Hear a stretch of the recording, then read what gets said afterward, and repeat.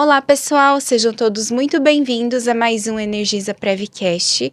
Hoje vamos falar sobre os principais acontecimentos econômicos e o resultado dos nossos investimentos aqui no mês de abril.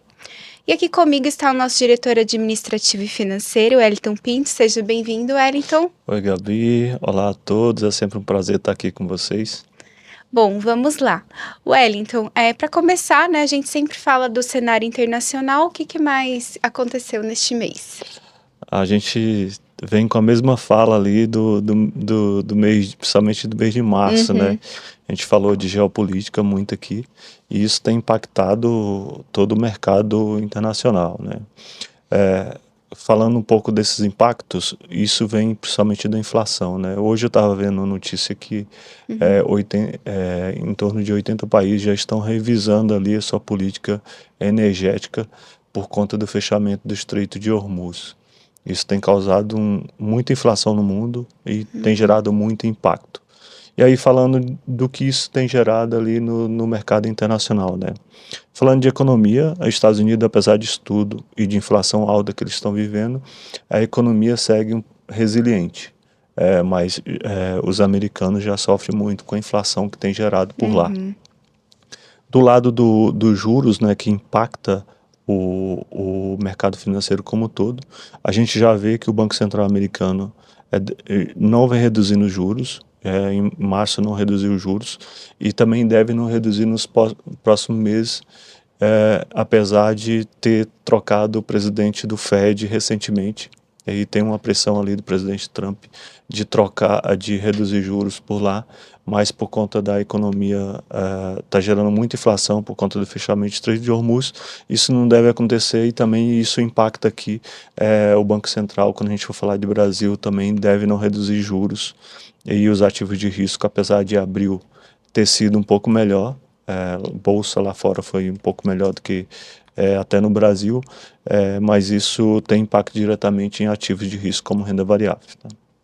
E aqui no Brasil, como que os mercados reagiram a esse ambiente tão desafiador, turbulento, que ainda continua, né? Aqui no Brasil o impacto também é da mesma forma, vem através de inflação.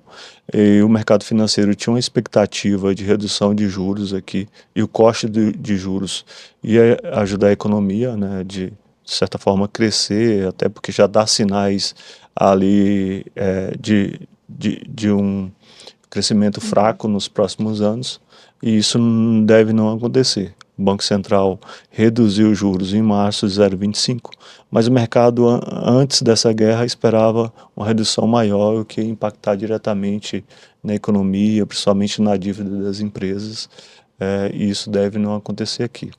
Aí falando um pouco mais de Brasil, o que entra no radar também é política, né? A gente já viu que maio já entrou, a questão política já vem muito forte no mês de maio e isso impactou o mercado aqui no mês de maio, e o mercado deve, a gente fala de tradear, né? De negociar aí um pouco de política. A gente viu escândalos acontecendo, né? De Banco Master vindo e isso impactou no mercado financeiro.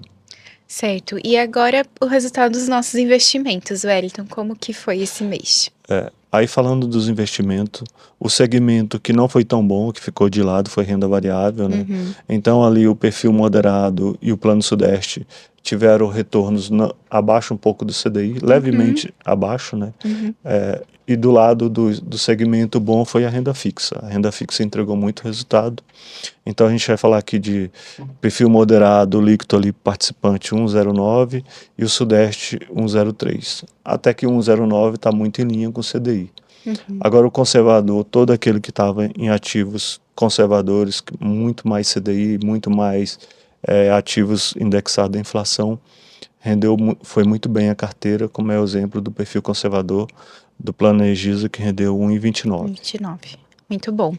Bom, e olhando para frente, quais são os pontos que seguem aí no radar do mercado? O que segue aqui no radar de internacional é ainda a questão energética, a inflação, o fechamento do Estreito de Hormuz.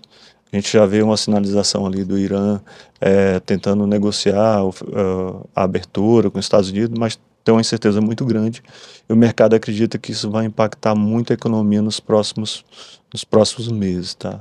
E aí Brasil também não passa ileso fora dessa. Além disso, a gente tem uma eleição que deve impactar e gerar muita volatilidade por aqui no mercado financeiro. Bom, Wellington, então, vamos continuar acompanhando, né? O mercado ainda continua turbulento, mas todos os meses nós trazemos essas análises aqui e continue nos acompanhando. Sim, Gabi, a gente continua acompanhando o resultado, né? E obrigado a todos. A gente está aqui no próximo mês falando um pouco de resultado dos nossos planos. Pessoal, continue nos acompanhando então em nosso site e nossas redes sociais. Até logo!